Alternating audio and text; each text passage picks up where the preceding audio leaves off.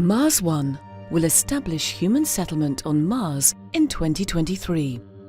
In that year, the first group of 4 humans will land on Mars. Every 2 years after that, another group will join the settlement. My first impression was that this is an extraordinary project by people with vision and imagination. But my first reaction was, I think like anyone who will be confronted with such an idea, this will never work. But now look and listen more closely. This is really something that can be achieved. I think this might become a most spectacular media event ever, watched by everyone on the globe. 1972 was the last time that humans walked on the moon.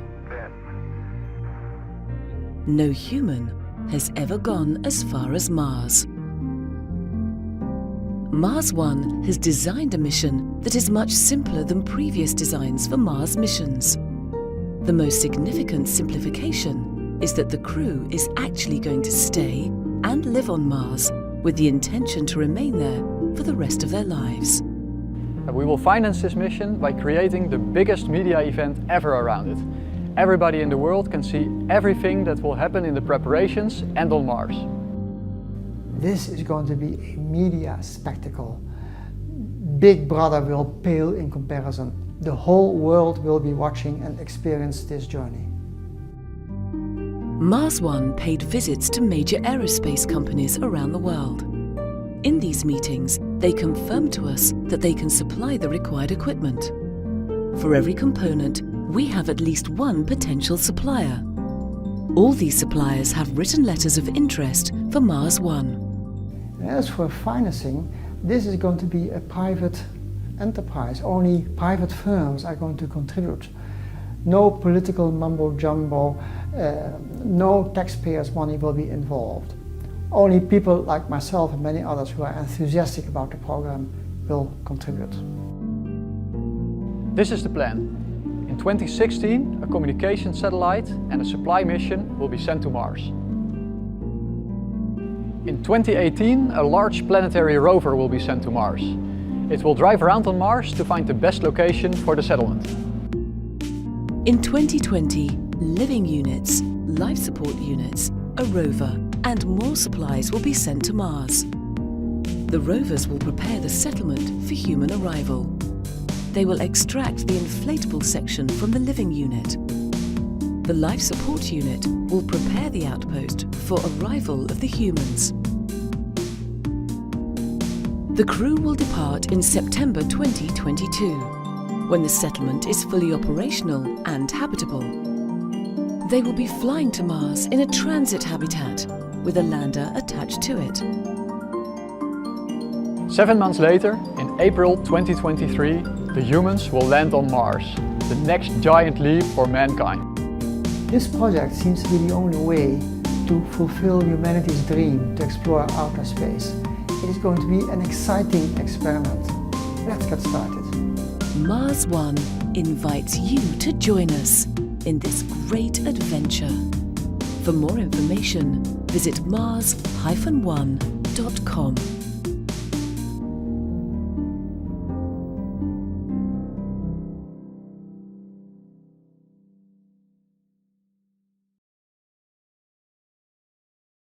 Welcome to the Museum of Science. I'm James Wetzel, the Adult Programs Coordinator at the museum, and I am very excited to introduce tonight's program, Moving to Mars. So before we get started, if you guys could all please just silence any electronic devices, and if you do need to leave the program early for any reason, please do so using the steps and the exit in the rear of the theater. I also want to take this moment to thank the Lowell Institute for their continued support for all the adult programming here at the museum. Our guests this evening are some of the candidates that are vying to be selected for that one-way mission to Mars that you just heard a little bit about in that introductory video. A one-way mission from Earth, completely leaving civilization behind, all in the name of pioneering the next frontier for humankind. And for those 200,000 people who applied for the Mars One mission, this opportunity seemed to be something that could never be a reality. However, the selection process is now down to the final 100 candidates from all over the world, and we are lucky enough to have 5 of them with us tonight for a conversation about their journey with Mars One so far, the psychology behind their decision to potentially leave Earth behind, and the effects that that decision continues to have on everything and everyone that they would leave forever. And it's my privilege to now bring up the first candidate tonight. He is a physicist, engineer, and comedian who is traveling all over the world and continues to educate everyone about the Mars One mission. Please join me in giving a very warm welcome to Josh Richards. Thank you. All right. Good evening, ladies and gentlemen. I am your resident idiot Australian for this evening.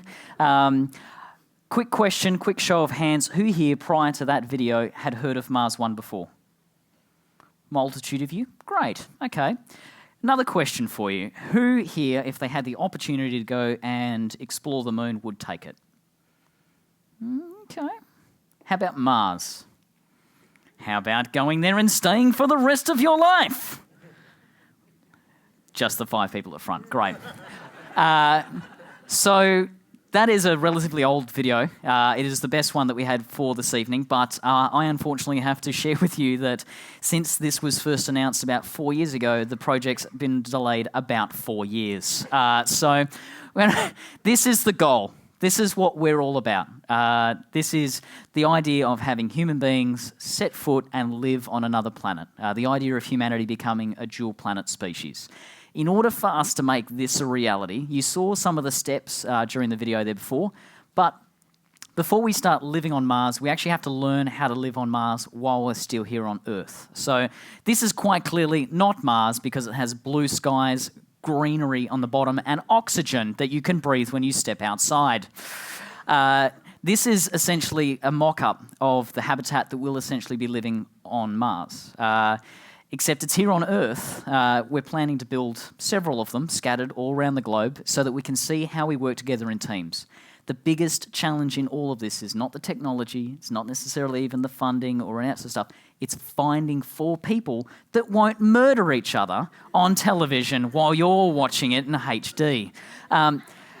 So we can filter out a lot of the crazy by putting people in there for, 2, 3, 6 months at a time, and just not telling them how long they're going to be in there for. That's the best way that we can simulate the idea of not coming back. You can lock someone in there and say, hey, not going to tell you when you're coming back. They might be in there for 24 hours, they might be in there for 6 months, they might be in there for 12 months, but by not telling them and not giving them the knowledge of when they will leave, it genuinely creates that psychology of not being able to return. So we're all going to get locked up in something like that and pray that we don't stab each other with like a tool or something like that. Anyway, while this is all going on, we're looking at about 10 years of training, 10 years to prepare for all of this. While we're tested, while we're put through the ringer to essentially work out if we've got the right stuff to live on Mars, Mars One's also going to be launching essentially a probe. This, as I said, some of the dates on this has changed. This is a probe modelled on NASA's 2005 Phoenix lander, and essentially what it's going to be doing is landing where we suspect would be the most ideal place to set up a colony on Mars, about 40 to 45 degrees north of the Martian equator. It's a nice, level, open area where it's very easy to land things, and we suspect there's plenty of water. But this probe is there to check that. Essentially, if you have a look very closely on the back there, you can see a nice little scooper. It's there to essentially scoop up dirt, shove it into an oven in here. We'll heat up that soil and we'll be able to measure how much water we actually have in that soil. One of the other critical pieces of technology that we need to test as part of this is actually this thin film solar panel on the front. So the lander lands on the surface of Mars. Those 2 big panels fold out to provide power for the main rover, but then the flexible thin film solar panel will roll out as well to make sure that that actually works. This is definitely not necessarily new technology, but it's something that we haven't tested on another planet yet. So this is an opportunity for us to test that. We also have student competition payloads on board this. So universities from all around the world competed for a payload slot on this particular lander. One group from Spain won it, and they're planning on sending mustard seeds. I'm not even going to try the Latin. Forget the Latin. Mustard seeds. testing that we can actually grow things on Mars. So I had a payload suggestion that went on board trying to make water out of the soil. They told me it was boring and got kicked. So thank you, grow stuff on Mars instead. Once we've tested that there is enough water essentially where we need it to be, that lander then becomes a beacon. It becomes a point where it makes it much easier for us to send other supply capsules that will take our life support, it will take the food supplies that we need, and it will start landing the rovers that we need to be able to connect all these things up. So the probe launches in 2020. Once we've checked everything works, we'll start sending these in 2022. Between 2022 and 2024, as I said, we'll have the rovers connecting all these things out. You can see those larger thin film solar panels down the bottom there, laying all of those out, providing the power, setting everything up so that we have a fully functional colony on the surface of Mars in about April 2026. And it sits there, and it's generated oxygen, it's generated water, everything is ready to go. And it sits there for 6 months to make sure there's no faults, there's no leaks, there's no issues, everything is ready, waiting.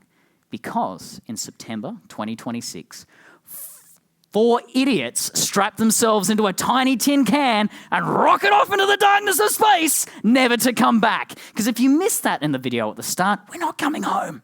Once we go, we stay there. There's no return ticket on any of this. For reference, that's about the size of a school bus, and you'll be living inside that for 4 months. I do a lot of presentations in schools where I go and talk to kids and they ask all sorts of amazing questions. Like, kids have no filter when it comes to this sort of stuff. And they look at that, and they look at me, and they look back at that, and the inevitable question is, where does the poo go? So, this hasn't been proposed by Mars One, but another organisation, Inspiration Mars, had the fantastic idea of essentially freeze-drying it. And it turns out that solid human waste is fantastic radiation shielding. So we'll pack all the food on the outside, like inside the capsule, and as we eat it, we just replace that with former food.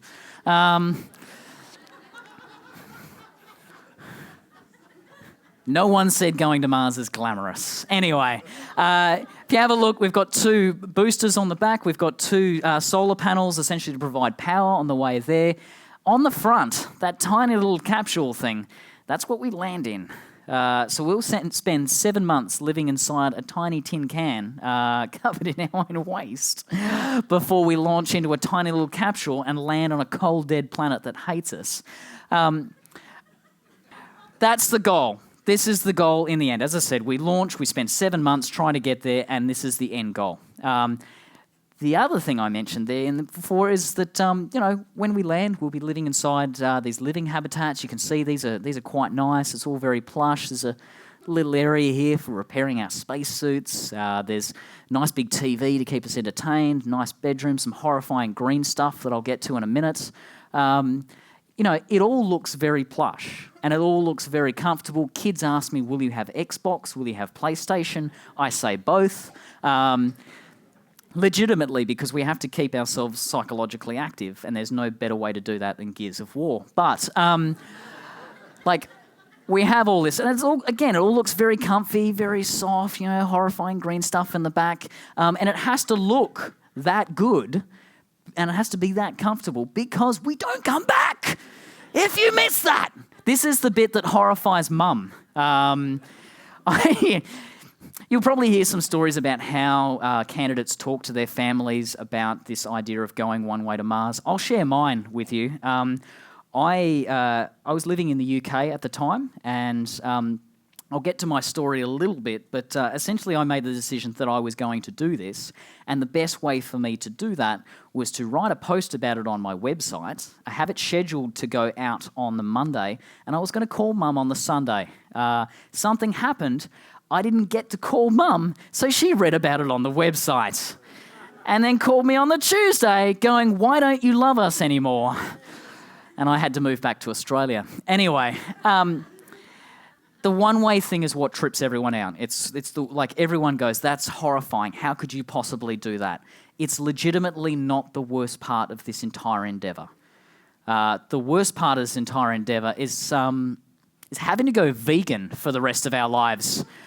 So anyone here involved in bioengineering or biogenetics or anything like that? Biology, little bit background. If you can work on bacon trees, that would be great.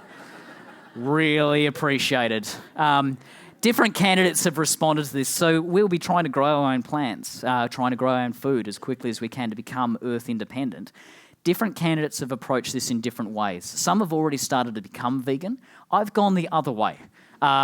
So for every animal you don't eat, I'm going to eat 3 because I'm going to try and get my fix before I go.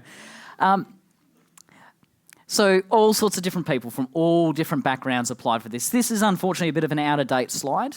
It does show some of those older dates down the bottom there. It says there 202,586 people applied. That was the number of people who started the application process. The reality is about 4,500 actually got through the application process because it was fairly extensive. 1,058 of those people were then shortlisted, and from that, 705 of them actually passed the astronaut medical that we all had to do. Since then, we've all gone through a psychological interview, which somehow I passed. But we had roughly 660 people who did that psych interview.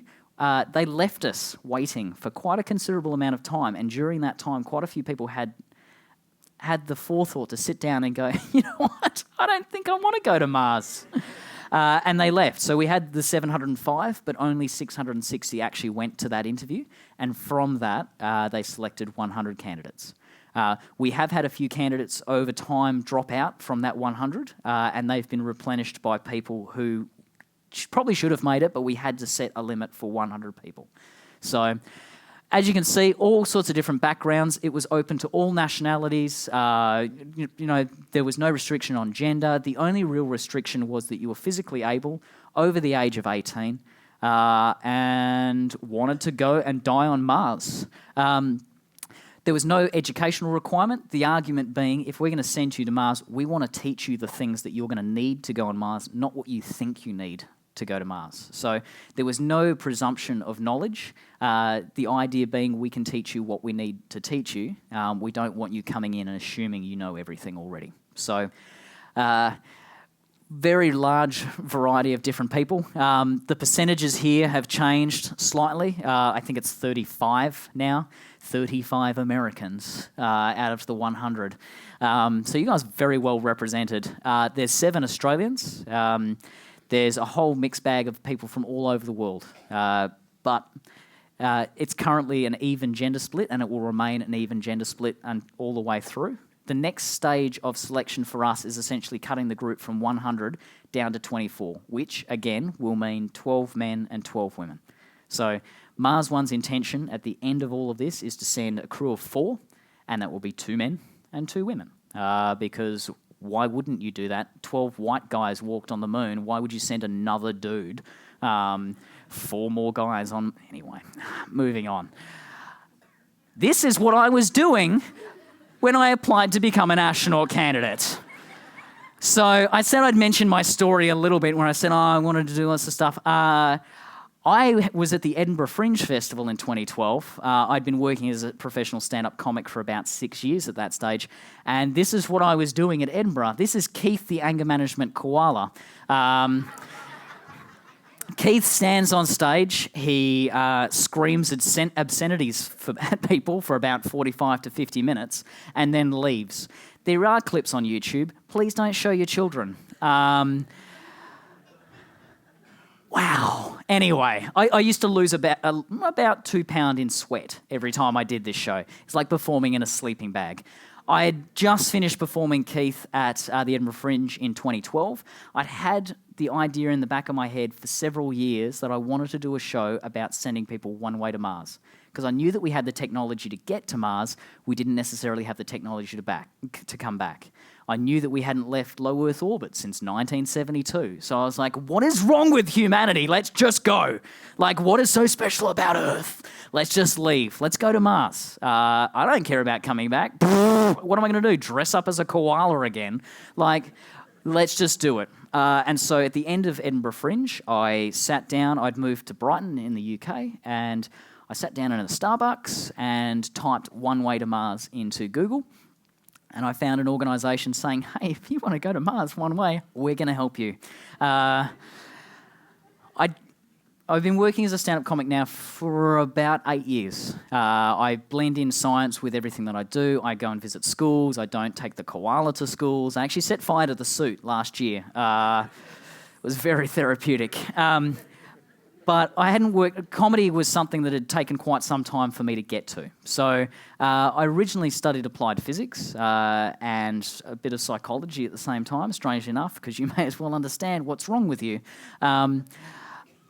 And then I went and did this. I served with the Australian Army for about 3.5, 4 years. I worked in explosives because that's the natural place to send a psychotic ginger leprechaun, is to go and work with explosives. I worked in the mines in Australia, worked blasting, working in sort of open-cut mining. Again, using explosives. I decided that doing that was boring, and so I went and joined...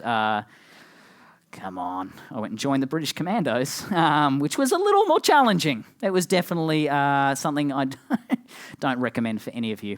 And then I decided that, running around with the military was all great and fun, but I would much rather make people laugh than shoot them. So, and that's how I wound up getting involved with Mars One. Weird. Anyway, so as I said, all of us have come from different pathways to get here. All of us have very interesting, different backgrounds. The Mars 100 is a very diverse and, frankly, we are weirdos. For the most, we're odd. If you want to go and leave Earth behind forever, there's probably something a little bit different about you. So tonight is very much focused on the personal stories. There'll be opportunities to ask questions about the technology, to ask about all the various different complications that we'll have to face. But tonight's primarily about the personal stories. Each of us have very unusual stories. All of us have very diverse backgrounds. So we're very much focused on the storytelling of the personal individuals with tonight. Because ultimately, some of the people that are sitting here in the front room, and even this ginger idiot, could end up being your representatives on another planet. So once we've landed that first crew, they don't just stay there. They don't just... Well, they do stay there for the rest of their lives. But they don't stay there alone. So Earth and Mars line up every 26 months. So a bit over every 2 years, we'll be launching another crew. So the current plan is the first humans launching to Mars, September 2026, landing April 2027. 26 months later, the next 4 people land right next to them and connect all the modules up, and they become a small community. 26 months after that, the next crew arrive, and the next crew, until we have about 10 crews living on the surface of Mars, 40 people. And the hope is that by that stage, we'll have ships that send, say, 100 people. Who here saw Elon Musk's presentation last week? A few of you talking about sending 100 people to Mars at a time. It was very strange being in the room with him because the dude's like a rock star and the place was out of control. But SpaceX is talking about sending 100 people to Mars at a time. So our hope is that we could be the first people to set the place up before they arrive, and hopefully make things a little easier when they get there. So on that note, in terms of the personal stories and that sort of stuff, I would love to introduce Sarah Director, who's one of our other candidates as well. Give her a warm welcome. Yes! All right. Now, Sarah, when folks start talking about who you'd send to Mars and things like that, often people assume engineers, scientists, all that sort of stuff. You obviously have a slightly different background from that.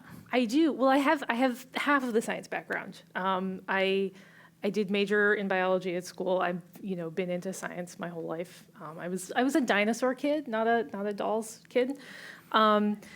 But yes, art has also been kind of the common thread in my life, and at the moment, I definitely would say I am a starving artist, except not starving.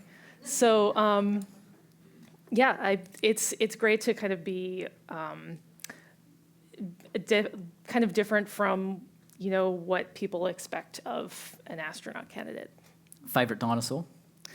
T-Rex. No. Velociraptor. Yes. Velociraptor. But like we all Am I know thinking? that velociraptors aren't like gigantic, Doesn't right? matter. Yeah, that's Doesn't okay. matter. Jurassic Park velociraptors. Yeah. Yeah, cool. Yeah. Okay, sorry. Obviously.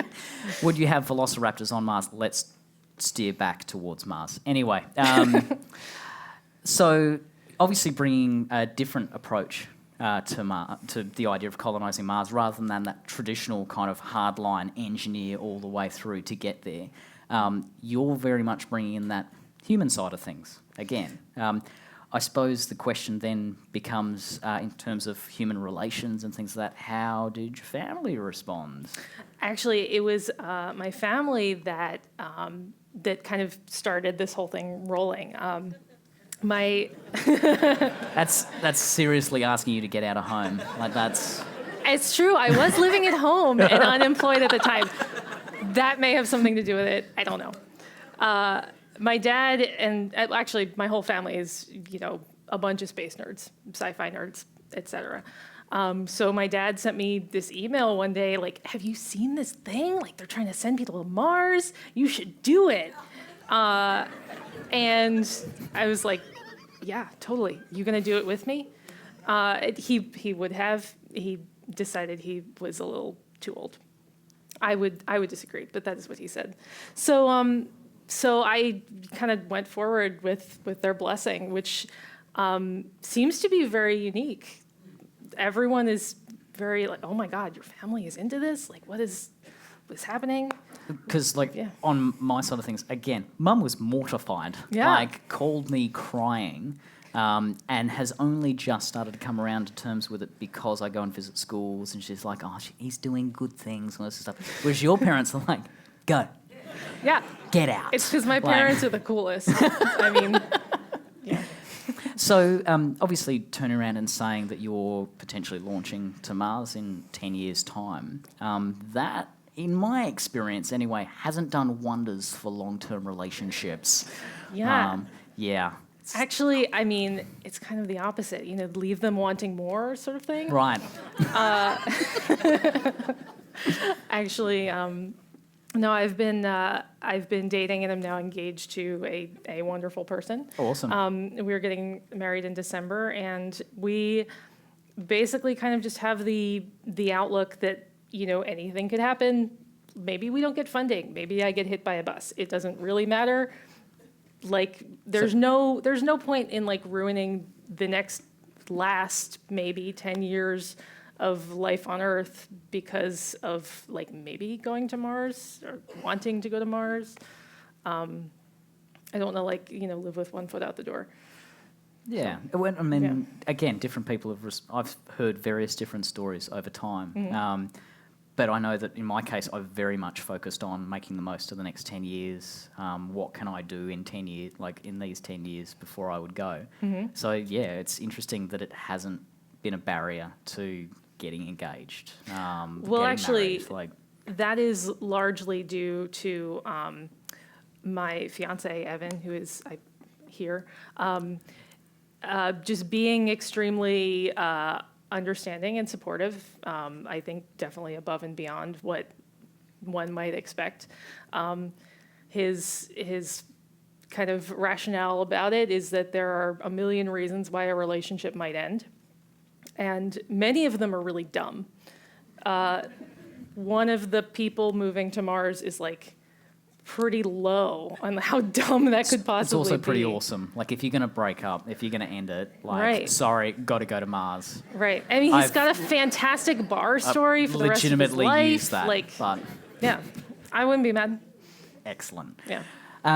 So, again, blending science and art together, if you are there living on the surface of Mars, how would your art grow by being in such a different medium? Oh man, I would make paint out of Martian dust. Awesome. And like make sculptures out of the spare parts that break, and yeah, it'd be awesome. So I would find ways. Yeah, and again, it's I've often talked in presentations about wanting to send 4 MacGyvers. So rather than sending like one doctor, one engineer, one psychologist, and a geologist, you have 4 people who can kind of do all of that. So you would almost be MacGyvering into your art. Yeah. as well. Yeah. That's or arting into the MacGyvering. I don't know. Maybe both. I don't You'd know. have to cut your hair into like the Richard Dean Anderson mullet to make it really work. But I shaved my head once. That's probably not as bad. how did that work out for you? Oh, it was great. Cool. Yeah. Okay. Kind of cold. I did it in the winter. Don't recommend that. But otherwise, it was great. Mars is pretty cold, minus 56. Like, oh, what is that? Why do you still work in Imperial? Seriously, like I love you, America, but wow. Like, it's you guys, Liberia, and like Cameroon or something. Like, get with the program. It's Sorry. really embarrassing. I know. I'm sorry. It's still pretty cold. Yeah. Yeah. I mean, I prefer the winter. I hate summer. It's too hot. So go to Mars. It's an interesting one. Like, people assume because of my background and things that I've done that I'm a real outdoorsy type, but then they remember that I'm ginger and literally catch fire when I see the sun. So you'd be quite well adapted to living inside, like, because we will potentially be living Yeah, I'm inside. an indoor kid. Yeah. Yeah, I would describe myself that way. It's been an interesting thing for a lot of candidates who are no longer with us. They very much describe themselves as outdoorsy types, and really what we need is like adventurous introverts. Yeah. Yeah. So and hopefully arty ones as well. Yeah. So- That is definitely how I would describe myself. Excellent. So in terms of like the family, we're talking about having 2 men and 2 women. How can you see yourself fulfilling a particular sort of role within that group, like some sort of role that you might sort of migrate towards inside the team? Gosh, I don't know. I mean, it depends on. It's hard to imagine. I mean, just who I would get along with best by, what other kinds of people might be on that team. But I wouldn't be surprised if I turned out to be some kind of Martian homemaker because I like cooking. Maybe I'll be the person who cooks all the dinners that are really creative. Maybe I just decorate the habitat to be totally awesome. I'm also, I have a bunch of really weird talents. I'm like a really good driver. Maybe I'll start like rover racing. Awesome. Who knows? Yeah, are you on board for that? Yeah, I mean, if we should can, get going. we'll have to like MacGyver a rover because they're going to land us. Well, we could just rip one apart. Yeah. It's not. What are they going to do? We're like 36 They'll million have miles to send us away. another one. Yeah. Whatever. That'd be amazing. Well, we need 2 if we're gonna race. Yeah, or like motorcycles. Like we're going Oh, off yeah, on it. Yeah, we just maybe cut a make- rover in half. Yeah, and make it 2. We can probably make You guys that aren't work. recording this, right? Mars One's not Oh. going to see this, right? Awesome. So again, like, here's an interesting one for you in terms of like that introversion side of things. We're talking about 7 months to get to Mars, and then potentially being there for 26 months before the second crew arrives, with just 4 people. Those second crew, they would have just had 7 months of isolation, whereas we could potentially have been there for a lot longer than that. Have True. you experienced that kind of isolation before? Well, not to that extent, but so I'm currently unemployed, and I live with my fiance who works from home almost exclusively, and our cat.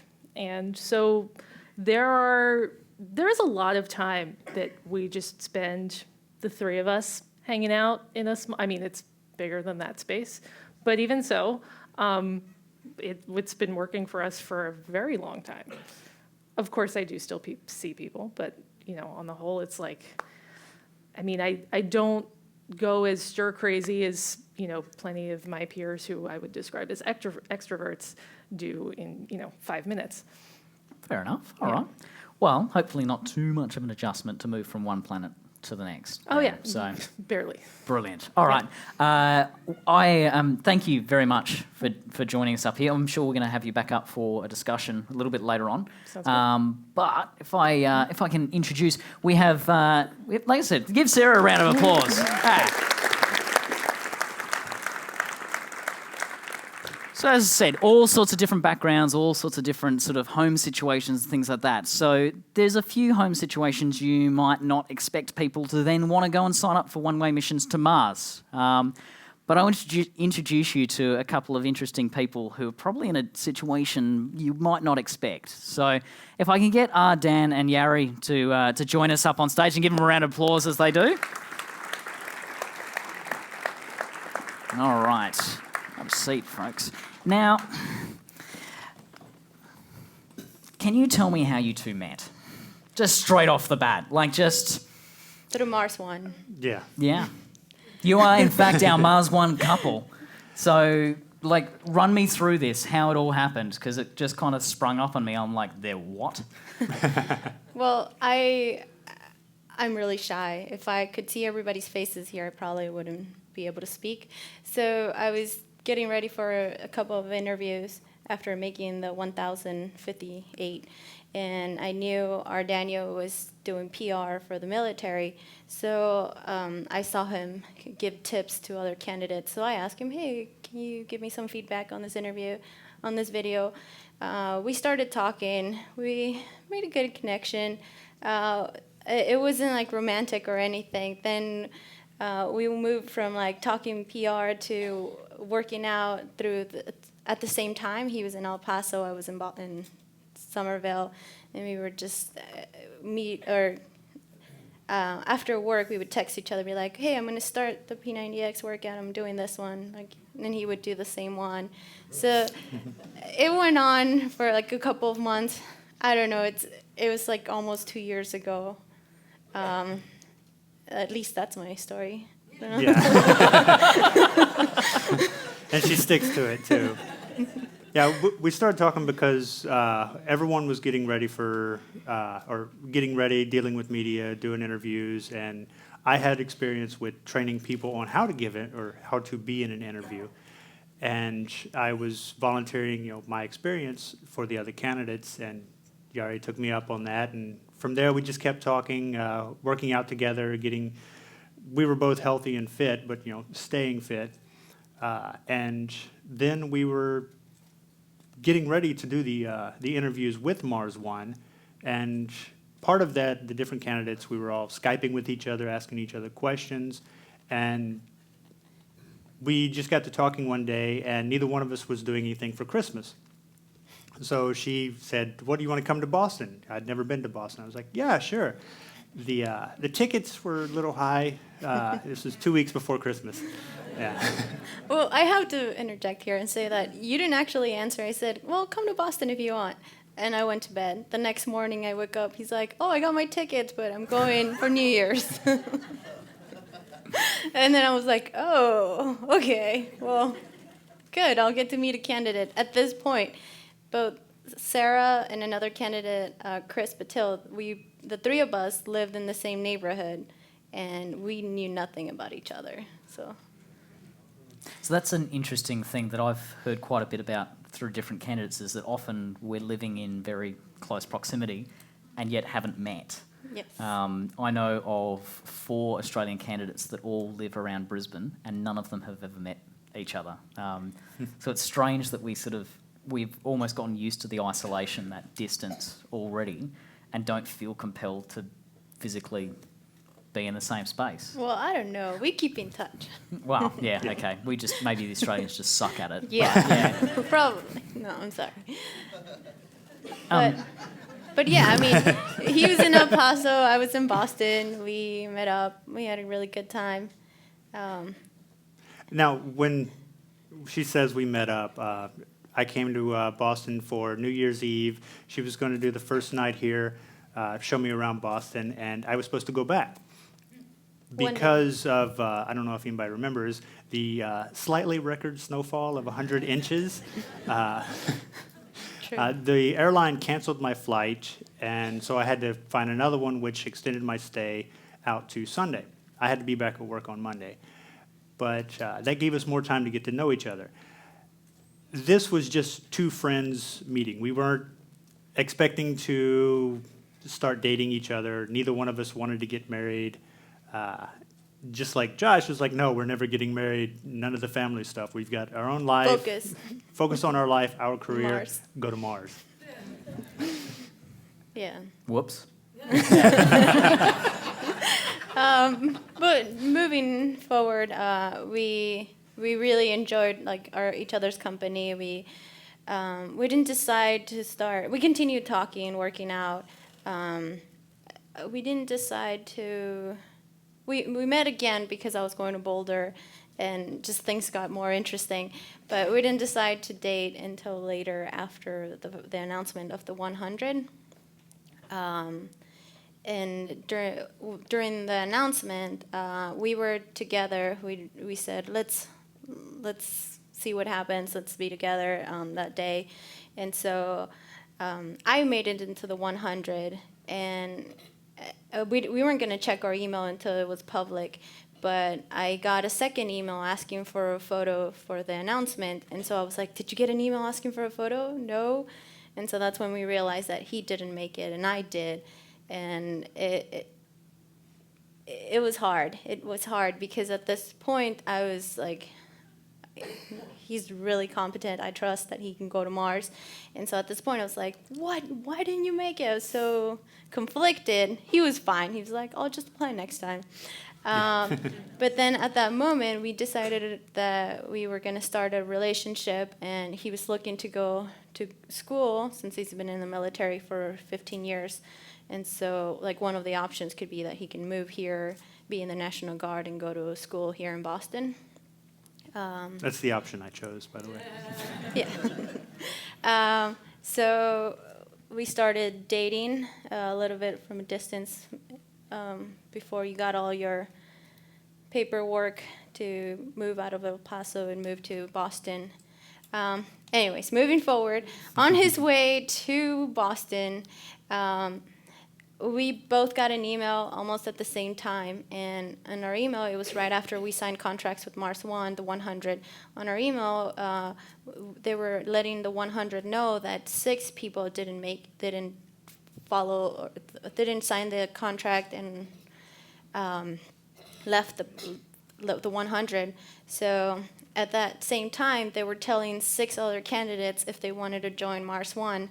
So I read my email. I was at work. He was driving to Boston, and so at that same time, he called me, and I already knew what he was gonna say. It was like if I was experiencing being in the 100 for the first time, because the first time I cried because he didn't make it, but the second time, like, oh my God, we got this. We're gonna start this.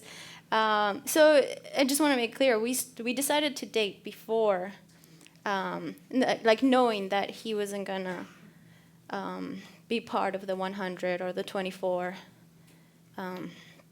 Anything you want to add? And then you got lucky.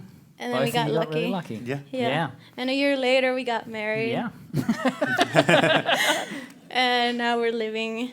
We just moved into an RV to practice. Yeah. Good practice. Good practice. Really good practice. We have 4 other roommates, 2 cats, 2 turtles. The turtles smell.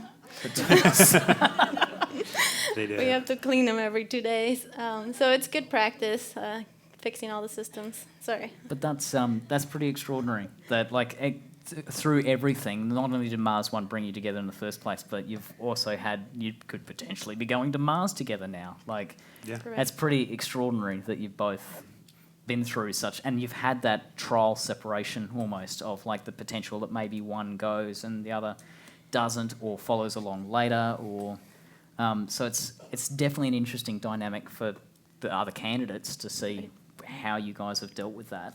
And I could imagine how weird it might look to folks on the outside to sort of think you're contending with the possibility that one person that you've just married is going to go to Mars and maybe the other doesn't, or maybe you go to Mars together, which is, again, awesome. So, thank you very much for sharing the story. Like, that's extraordinary. Yeah. Going to get you guys to grab a seat. And last but not least, we're going to introduce, again, someone else from a very different background. We've heard different examples so far. You've got the weirdo, like, space nomad Josh that runs around the country and the world telling people and, like, roaming around by himself. You've heard from Sarah, like, sort of very sort of staying inside, still getting engaged, not seeing the idea of moving to Mars as a barrier to life here on Earth. We've heard from Ardan and Yari about meeting and getting together. I'd like to introduce you to Peter, who, again, Peter, different background, probably a different story again. So please give Peter a round of applause.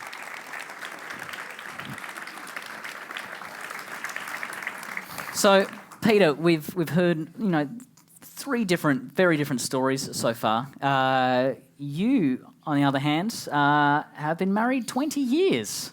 True. And are still signing up for a one-way mission to Mars. I have. Yeah. Run us through with that a little bit. The story actually starts before we had any of our children, and I'm delighted that I have 2 of our 5 children here with us, my son and daughter, our youngest of our 5. Before we had any of them, my wife and I were talking one night before drifting off to bed about working the earth, being a pioneer. And she said, if I could have moved out to the American Midwest, I would have done that. I would have staked a claim and been a pioneer. And I said, well, there's probably not many opportunities to do that here on Earth anymore, but what if, in the course of our life, we could go to another planet and become colonists there? Would you come with me and be a colonist? And she said, oh, hell no. And there was that pause. Would you go? I'm like, oh, yeah, a rocket to a planet? Yeah. Ever since I was a kid, I wanted to fly in a rocket. I really wanted to walk on another Earth and experience what it's like to be part of the universe at a grander scale. And so her response was, vinka, vinka, bye-bye. So fast forward 20 years, I learned about Mars One. I have to do this. I mean, it's a 1 in a million shot. And so I signed up, and she was very supportive. And when I got into round 3, I shared the news with her while we were heading to see a play together. And she just cheered exuberantly. She was so supportive. She knew this was a lifelong dream. She knew this was tremendous. And she was an ardent and unabashed supporter. Excellent. And like in those years here on Earth, you've done a huge variety of different things as well. Like you've really have been a bit of a journeyman, like a Renaissance man. I've had such tremendous good fortune to try all sorts of different things. When I was a young man, I was a professional ballet dancer. After that, I moved and became a choreographer. From that, I got interested in technical theater, and I got a master's in lighting design and design for theater and opera. And then I met this beautiful woman, my wife, and we thought about kids, and the theater is a lovely hobby, a very challenging career. So I decided to look around for something else, and I had paid for my theater habit by being an office temp and doing a lot of work with computers. So I learned software engineering, and that's what I do today. And it's been a wonderful, wonderful ride through all these different things. So again, we've heard from different candidates with different kind of levels of attachment to Earth. Me, send me tomorrow. Like I literally have, I have a bag and a ukulele. That's it. Through to someone like yourself who has been married for 20 years, has 5 kids. How, I guess, what have been some of the challenges since you first signed up and first admitted that you were potentially going to Mars, adjusting to that? Yeah, the most difficult part has been understanding and accepting the reality of what this commitment really means. The first hard questions came from Armando and Cecilia, who asked me shortly after they learned about it, why do you want to leave us? It's not a question any parent could answer. I don't want to leave you. I'll take you with me. No matter what I choose, I'm breaking some promise. If I choose to follow a dream and pursue a lifelong ambition, I'm breaking the promise that I made to my wife to have and to hold forever until death do us part, breaking the commitment I made to my children to be here and part of their lives. And if I choose to stay here on Earth and honor that commitment, I break this lifelong dream and promise that I've made to myself. And so this reality is really starting to hit home, and we've had some difficult conversations. The one thing that I've learned is to live today. Today I have a beautiful wife, I have a wonderful family, we are healthy, we have an opportunity to explore, There's also all sorts of things we can experience if I am fortunate enough to make it into the 24 into round 4. We can experience all sorts of cultures all over the earth. Who knows what is going to come after that? So we'll seize the opportunity that we have right now, see what comes later. It's an interesting idea of potential. Like, you could potentially be going to Mars, and so many people focus on you're going to Mars, and so many don't realise that that's an uncertainty for all of us at this point. And being able to recognise that it is just potential, and this is something we are putting on our heart on our sleeves and saying this is what we want to do. Just saying that and saying that we want to possibly achieve this potential raises really big questions about the way that we live our lives now. I know, particularly in the last 18 months, I've radically changed the way that I live my life because I've had to finally come to terms with the idea that, do I want to stay on Earth? Do I want to live a life that doesn't involve being on another planet? And you would be happy still staying, but it's the potential that I guess the question then becomes, why is that drive so strong? Like, why do you feel compelled that you would leave, you would break those promises rather than the other? Well, there are a couple of factors. There are a couple of drivers. First, when I was a little boy, I had the great fortune to live on a sailboat a lot. My family had a sailboat. I was very comfortable in tight spaces and constrained quarters. But there was also that exploration. You could get on your boat and go somewhere, go experience something. And I just got caught up in the lore of sailing and tall ships and all of that, the ideal of sailing around the world, pushing yourself further into some place you haven't gone before. So that's part of it. And the other part of it is knowing that there's going to be constant communication between Earth and Mars. And so what I've been able to say to the children is, I am not ever going to stop being your daddy. If I get into Mars One and go to Mars, I'll be your daddy who lives and works on Mars. And maybe there'll be a chance for you to come and live on Mars as well, or visit. You can see how technology is advancing with the amazing things SpaceX is doing, landing rockets on barges in the ocean. Who knows what's going to happen in the next 20 years? Elon Musk announced a transport that could shuttle people back and forth between Mars. So you can see tremendous opportunities for cultural exchanges, for science exchanges, for engineering and technology exchanges. So I don't think that it's at all a isolated one-way trip. Even at the smallest vision, we're going to be constantly connected to one another, and that's what makes it really possible for me. So where do you think this drive to go comes from in the first place? Like, for me, we've talked about kids, we've talked about relationships and those sort of things. And while I personally have no interest in ever having kids, because I'm not responsible enough to have them on this planet, much less Mars, I am very much driven to go and be involved in this project in the first place because of kids. Because when I was 7, I was told that the only way I could become an astronaut was to become an American citizen, because only Americans can join NASA, and at the time the shuttle was launching 7 people at a time. That was the only way you could do it.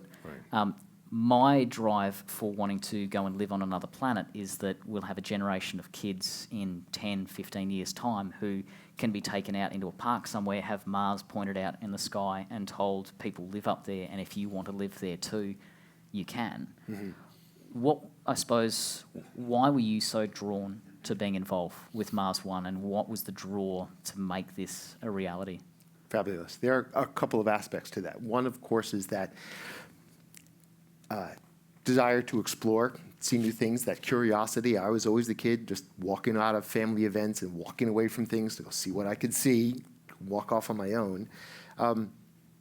But there's another part of it. I think I have a responsibility to do it, because of the 7.4 billion people on the Earth, a very small number, very small percentage, thought, hey, this is a really great idea. Let's get on a rocket ship and go one way to Mars and not ever come back.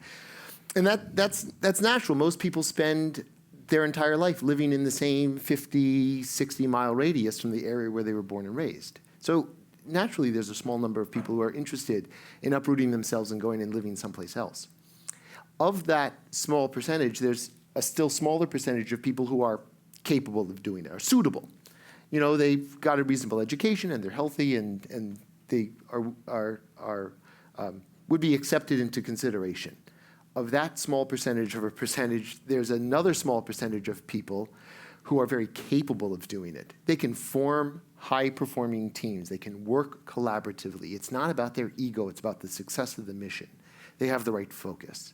And then, of that tiny percentage, there's a small percentage of people who would really thrive at doing this. Every day would be a fascinating adventure. It would be just everything that they could want to be able to live in that kind of environment, subject to all of the risks that it entails. And I think I'm one of those people. So I think I've got a responsibility to put myself out there and try. That's incredible. Absolutely incredible. Peter, what I might do at this point is I might ask all of the candidates to come up and join us, and we'll actually shift over to a discussion table over here. Sounds great. So that we can, because I would love to hear what the compulsions for the others would be as well. But thank you. Yeah. You.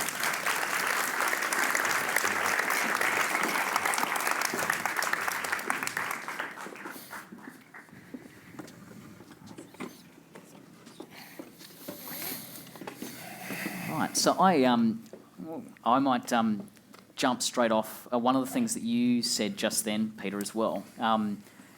What did everyone think about in terms of risk? Because obviously people ask the question, why would you accept such an extraordinary risk? What was the compulsion to be involved and take that risk? For me, it's a simple risk-reward balance, right? You know, there's a certain amount of risk to living on Earth, certain amount of reward for that everyone considers an acceptable trade-off, right? Going to Mars, yeah, there's all this risk, but the reward is also so unimaginably high of, you know, getting to change the human condition that I don't even care. Don't even care. Don't even care. Brilliant. Do you want to go by one by one? Well, we can just jump in. Let's just have a Right. chat. But real quick, risk, fear, it's not something I constantly think. A lot of people ask me, "You're not afraid of going to Mars?" And I'm not afraid of getting on that rocket or landing. My biggest fear is not trying, like not making it. Not myself personally, but if anything were to happen to the plan where we don't get the funding and Mars 1 gets canceled and we have to wait another 30, 40, 50 years to get humans out of this planet. That is fear. That is the biggest risk. Yeah, that was deep. And for me, it's not about the risk, because through all of my experience inside the military, outside the military, every risk that we come up against, there's a way to mitigate it, to make it less of a risk and maybe not even a hazard. So everything that's about going to Mars, you know, making the food or growing the food, producing the water, keeping the air, just landing there or surviving the trip through space, we have ways to reduce the risks, even if it just means surrounding ourselves with poo. Whatever works. Well, that's the same driver for me. When I first learned about Mars 1 and considered the plan, I liked the structure of the idea, the structure of the mission, that it was based, and it's a direct descendant from Dr. Robert Zubrin's plan, 20-year-old, vetted by NASA plan. Let's use technology that we have today, chemical rockets, let's use long throw, fire the rocket and drift to Mars technology. Let's use lander technology that we've been testing and working on. Let's use the type of life support systems that we've been testing for years on the ISS. All of this is stuff that we know how to do. And the great simplification was, let's eliminate the complexity of trying to come back. So I thought the mission parameters were spot on. It was a good idea. It was the right idea. the added benefit that there's constant communication meant that there's always connection back to Earth. There's always, I don't think the first 4, even though we might be isolated for 26 months, that we're ever going to feel alone. It's an interesting concept where a lot of people sort of asked Michael Collins, who was in the command module during Apollo 11, if he ever felt alone. And he answered that he said he felt isolated because he was at the time the most isolated human being in the solar system.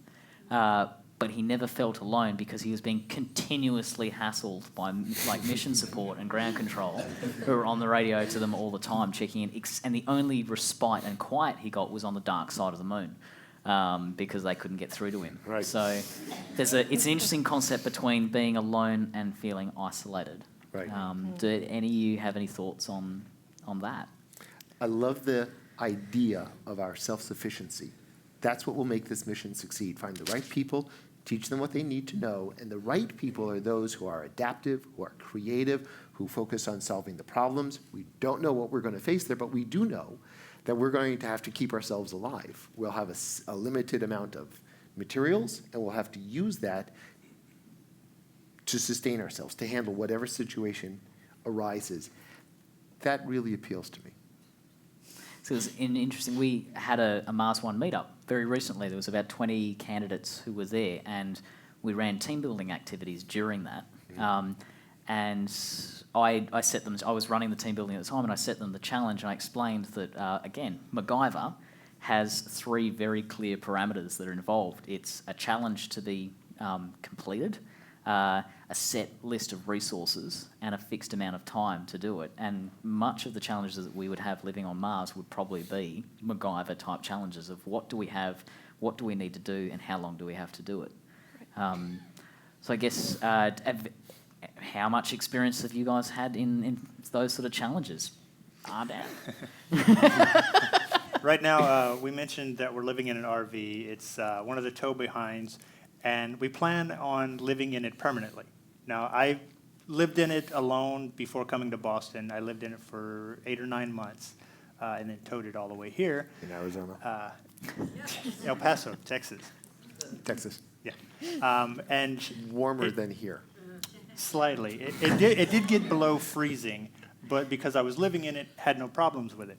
When we got here last year, we put it in storage, and it got cold. We had pipes crack, little bits of damage here and there, and we've been going through fixing that. I mean, we hook it up, we turn the water on, and there's water flowing. There's water flowing under the kitchen sink, under the bathroom sink. The shower's leaking. The toilet has a leak. There's leaking in the plumbing underneath the RV. So we have to get all that fixed. And on top of that, we have to make sure that when it does get cold here, our pipes aren't going to freeze again. And right now, we're waiting on a part for the toilets. So the You toilet. mean you're not going to make it out of paper clips and...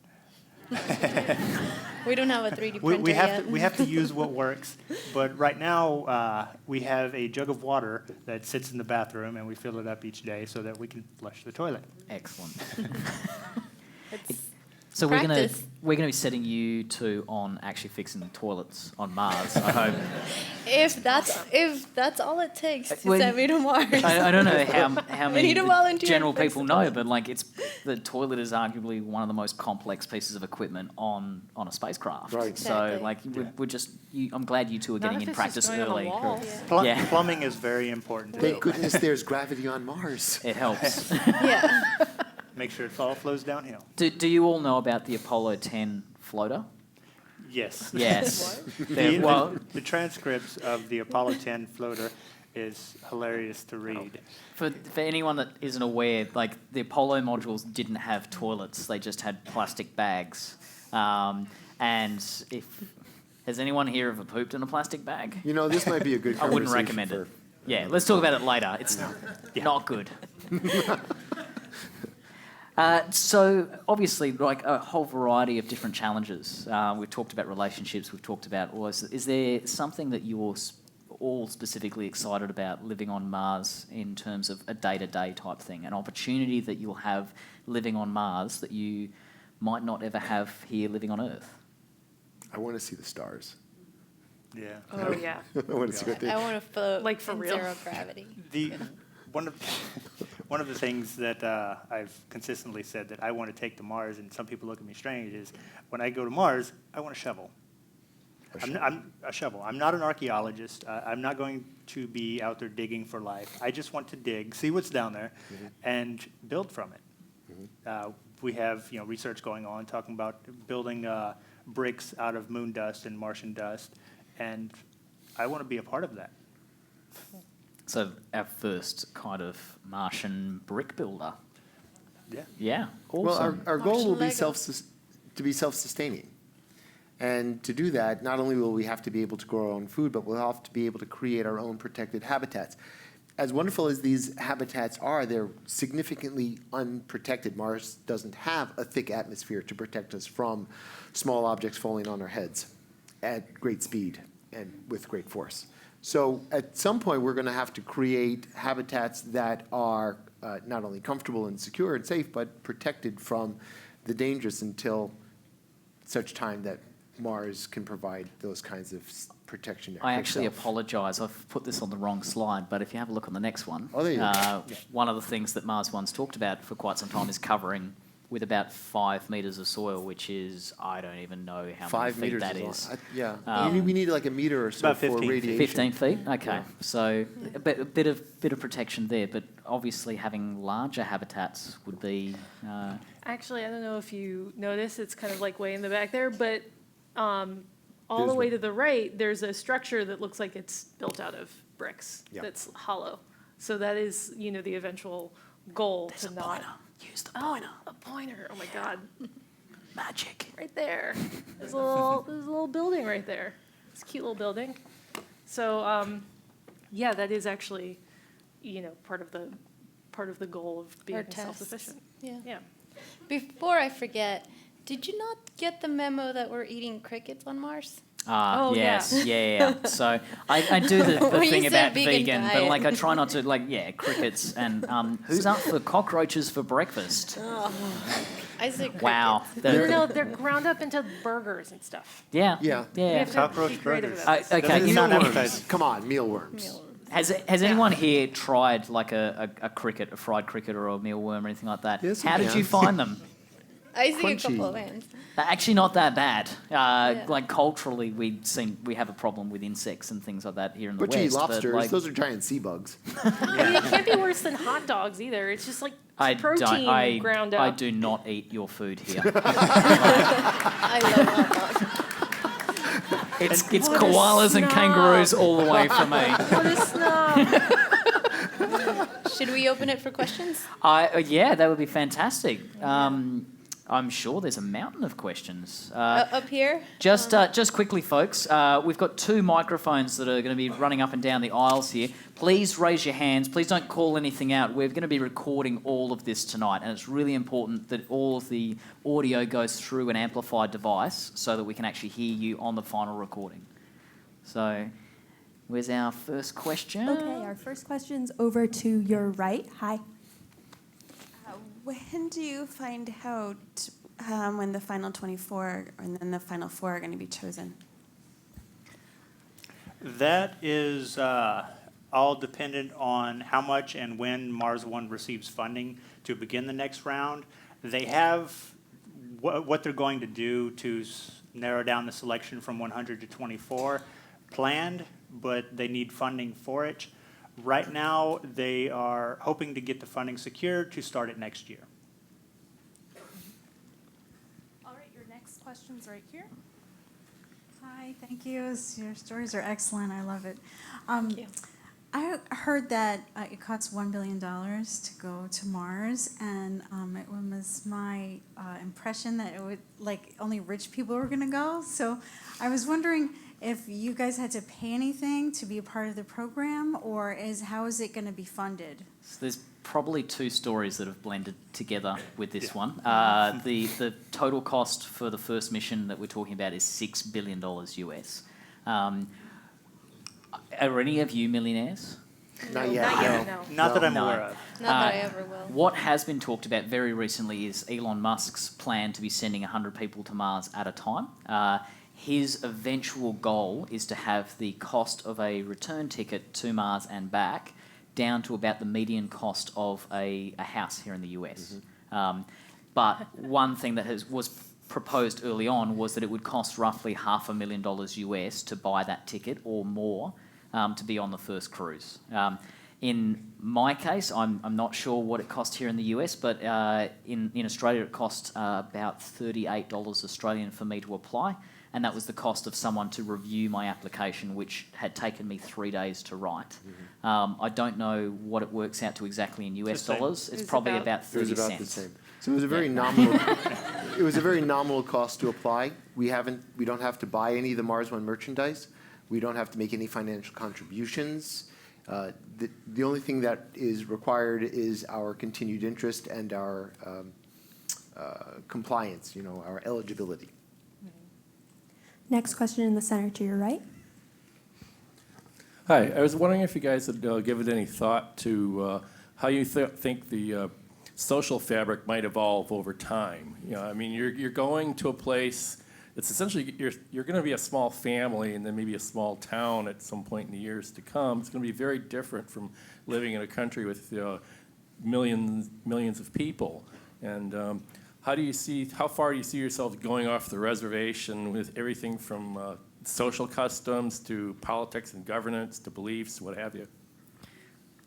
I think actually the best kind of analogy for what that might look like is like, early settlements in the U.S., for example, where it was a very small number of people kind of starting out from nothing. And, like you said, it starts as like kind of almost a family unit, and then it gets to be a bigger family and a bigger family. And then eventually at some point there's some critical mass of people where it's like a really small town where everybody knows each other and everybody's friends, ideally, depending on who they pick.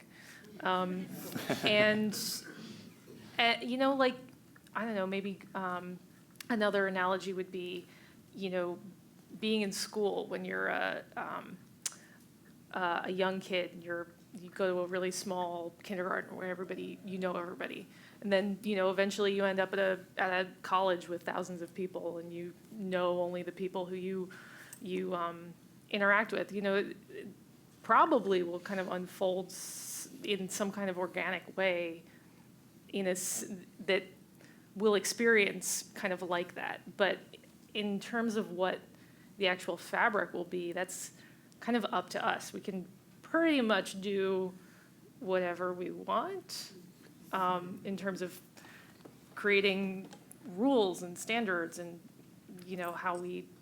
determining how we interact. It's kind of all up to us. It's a running discussion among the candidates, and it's something that Mars One is allowing the 24 candidates to decide what the structure is going to be like. Knowing that we're also going to be heavily dependent upon Earth for support for a considerable amount of time, I can't imagine that we're going to veer wildly off in a direction. We're going to be maintaining time. We've been asked, are you going to escape the worst things of human society and human culture? And we're people, we're humans. We're taking with us everything that we are, and we're just going to, the first priority will be survival and safety. And then as we gain confidence through those experiences, then we can start pushing out into more areas of cultural complexity. Then maybe we want to also maybe we want to not start using money. Right. Or, I don't know. Well, what did it even mean? Right. You got 4 people, 8 people, 12 people. What is it? Exactly. Right. Well, and when there gets to be enough people to form a government, what does that look like? Right. Ideally, we take the best of, what you said about kind of escaping the worst of humanity. We want to take the best. What do you do with the person who has died? Do you bury them, or do you reuse all of those precious resources? That's a tough question to answer. If you ask some of the 7-year-olds that I go and speak to, they say eat them. Why 7-year-olds? Yeah, not even joking. Like multiple, half a dozen kids over the last 3 years all saying, "Are you going to eat them?" Like really excited. It's terrifying. That's why we're not bringing Did you get their kids. Yeah, names? it's why I'm not bringing kids. We need to keep track Keep of an eye these out for kids. those candidates. Yeah. Oh, man. All right, we have one question over here, right in the middle. Hi, you've mentioned about all the round that you have to go through to get through. Like, what are the tasks that you have to accomplish, and how they evaluate you like psychologically, and how you perform the task? Most of what Dr. Norbert Kraft, the head of the selection committee, looks at with us is psychological. Because as has been said, the hardest part about going and staying into space, landing on another planet, setting up a colony there is the human aspect of it. We can fix all the technology. We can grow food anywhere. We can recycle water or get new water almost anywhere. But we can't change how someone is. So with all of the rounds of selection, it's going to be mostly psychological. The first thing that we had to do that really was psychological was a motivation letter with our application. It was, up to 5,000 characters? 5,000 words, yeah. Yeah. Motivation letter, which the selection committee reviewed. Then we had the medical fitness, was all physical. There was no psychological evaluation with it. Then we had the interview with Norbert Kraft, which he and the rest of the selection committee reviewed, and that's how they selected who was moving into the 100. And it was all about psychology, how we thought about what the mission meant, how we thought about our part of the mission. And It was primarily the psychology side of things was primarily looking at how we work together in teams and what our motivations were. So one of the questions that I was given, and there was some variation amongst the interviews as to which questions were asked, but the one that I've heard quite commonly is describe a time when you worked together in a team. And if you turn around and say, well, I worked together in a team where I took the lead on this, where we were sort of suggesting these different things, and I showed the team like what we needed to do, and then I worked together with them in order to do this sort of stuff. The common word that's coming through all the way there is I. Whereas if you were describing, well, we worked together, we carried this person out in order to get them to an ambulance, we made sure that everyone was okay. If you're using the word we, it's showing the shift in your focus is not towards the self, it's towards the team. And that was one of the big sort of aspects of that question. The other one, which I'm pretty sure all of us got as the last question, was if you had the opportunity to come back, would you take it? I don't think anyone said yes to that. That's still in the program. I didn't say no. I also didn't say no, but yeah. The question was, if you say you've been on Mars for a year or 2 years, and we have the capability to bring you back, would you come back? And pretty much anybody who told Norbert Kraft that yes, I wanted to come back, they were probably selected out at that point. But like he says, I didn't say no. What I said was, well, I don't want to leave my team behind, but if at that point we have a self-sustaining colony that I'm not needed there, I would like to leave there and go out farther. I want to go to Europa or Pluto. Yeah. I want to keep going. I don't want to go back. The idea of the focus on the team, we understand, will be a significant component to the next rounds of selections, that we'll be able to self-select into teams, and that the team will be subject to a series of challenges that will require the entire participation of the team. I think Dr. Kraft has already demonstrated a tremendous amount of expertise in, if we look at the time that we spent in Los Angeles a few weeks ago, 18 of us or so coming together from a number of countries, a wide variety of ages and backgrounds, and we just gelled. We had such a great time getting to know one another and working together. And what's the likelihood that you're going to meet more than a dozen total strangers and feel comfortable and connected to them in a very rapid, very short time, very rapidly? I think that shows That's the exactly type of... how I felt about this stranger. Yeah, I think it demonstrates the validity of the process Dr. Kraft is using to identify people who can participate in the program and who would be successful in it. And if you remember, what was the movie with Bruce Willis and the asteroid? Armageddon. If you remember Armageddon, you had the psychological interview where they had these big tough workers crying. Norbert Kraft plans an interview similar to that for us. Didn't one of the challenges was that once we're in one of those isolation pods, the toilet is going to break halfway through our stay there, and like one of the challenges is for us to figure out how to fix that problem because we can't open the windows, we can't go anywhere. It always comes down to poo, doesn't it? Yeah. It's an interesting one that feeds back into the other question about whether or not you would come back. As I said, I didn't say no straight out. I turned around and said, if I had spent 10 years trying to get to Mars, if I'd spent 10 years training and preparing and all these sort of different things, I would hope that I would stay. But at the same time, I had left the British Commandos about 3 years before, where we had all these young guys who were 18, 19, fit as fiddles, like they were dead set, and the Royal Marine Commandos is the longest infantry training course in the world. It's 8 months of just grinding hell. And we had quite a few of these guys going home after the first month, and they were dead set on the first day, I'm going to go all the way through, I'm going to be an original, I'm so determined. And I think the learning thing that I got from all of that was until you're truly tested, you don't know if it suits you. And so by being able to create those horrifying situations where like you have a pressure breach and at the same time the toilet breaks and you have to make a decision which one's more life-threatening, and like having definitely the toilet.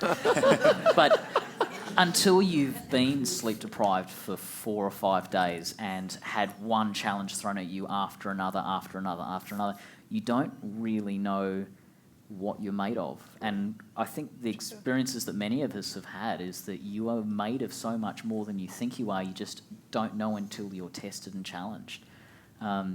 So I was honest with Dr. Kraft when I said I don't know whether or not I would accept that lift until I was truly living on Mars. Like until I was actually experiencing it, there's no way for me to say for certain, no, I would not get on that spacecraft to come back.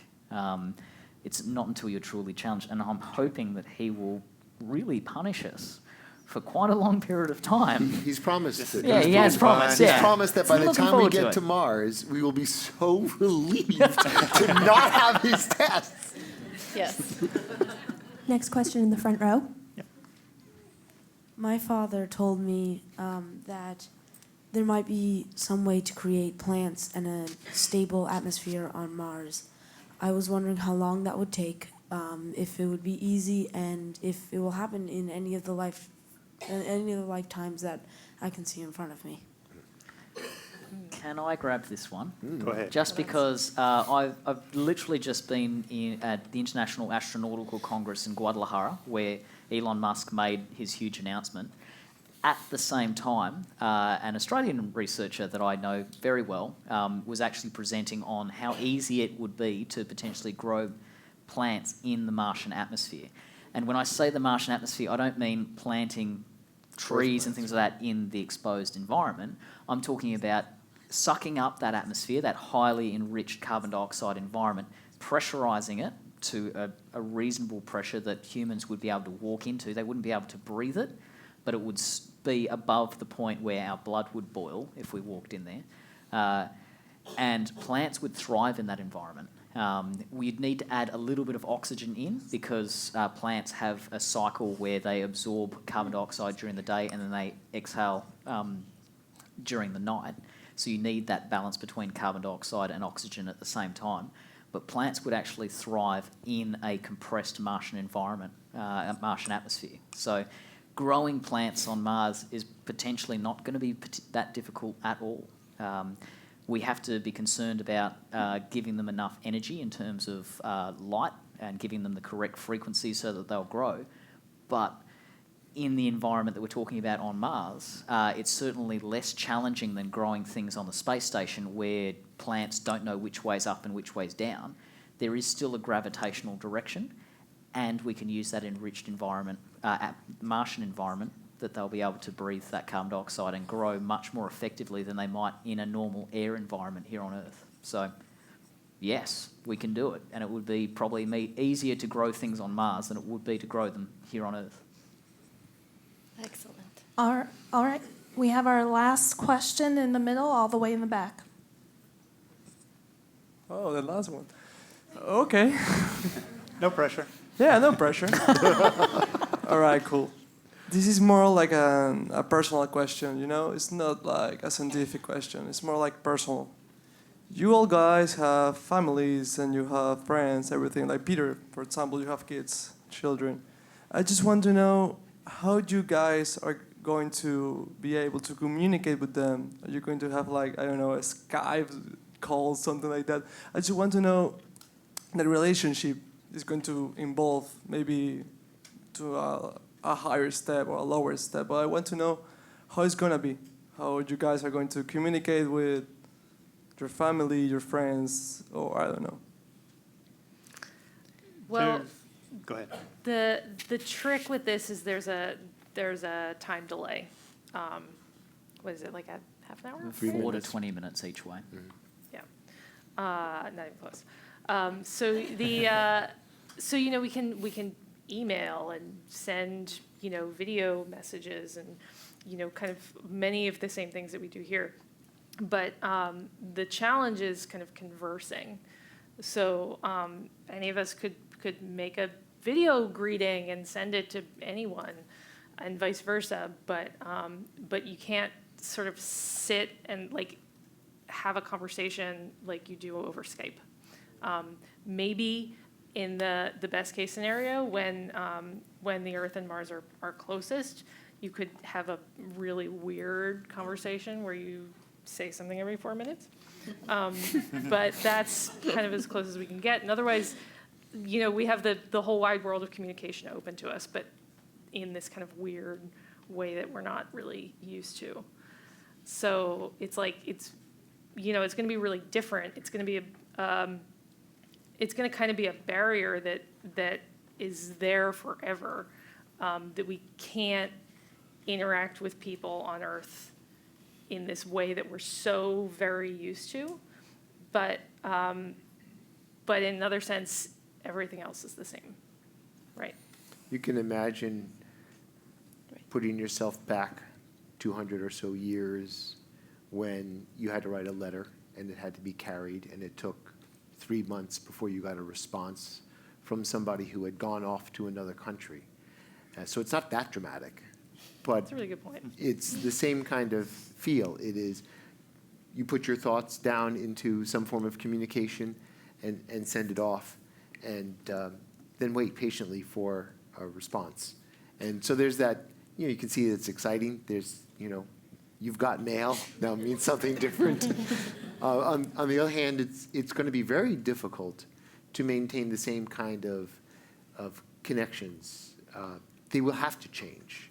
We won't be here. We won't be able to be next to our loved ones at important events in their lives. And the way we're going to learn about it and experience those events will be just a small fraction of the bandwidth that we're used to being face-to-face with people.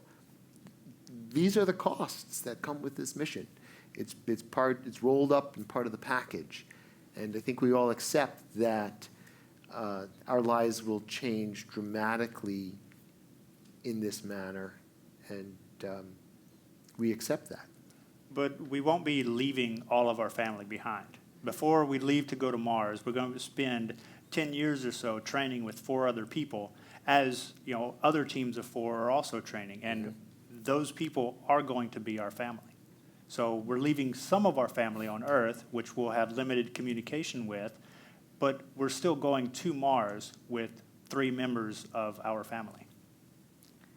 One of the interesting experiences I've had, particularly in the last 6 months, is actually getting a bit of a taste for that delayed communication side of things, in that I'm hopping around all around the world in different time zones, different places, and trying to organise a time to Skype someone is next to impossible.